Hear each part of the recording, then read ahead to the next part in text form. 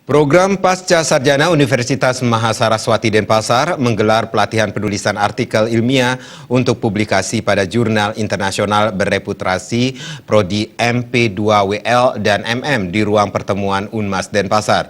Pelatihan tersebut diikuti dosen maupun mahasiswa.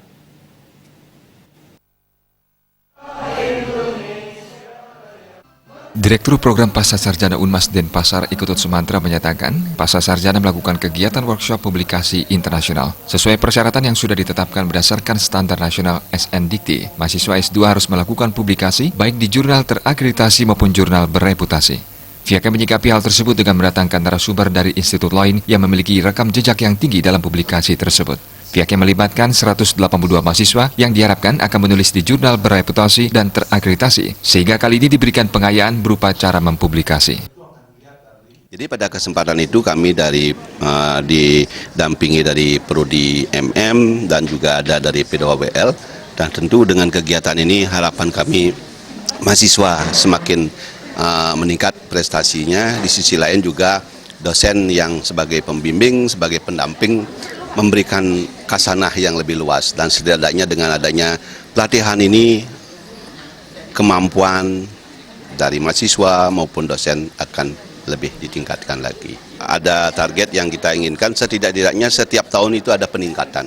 Nah, walaupun memang di tahun 2019 ini beberapa mahasiswa sudah melakukan publikasi itu dan sudah terbit di jurnal bereputasi. Nah, tentu di sini di tahun 2020 dengan adanya pelatihan ini kami mempunyai target, ya setidaknya 25% minimal dari peserta ini akan mampu mempublikasikan tulisannya pada majalah-majalah yang bereputasi.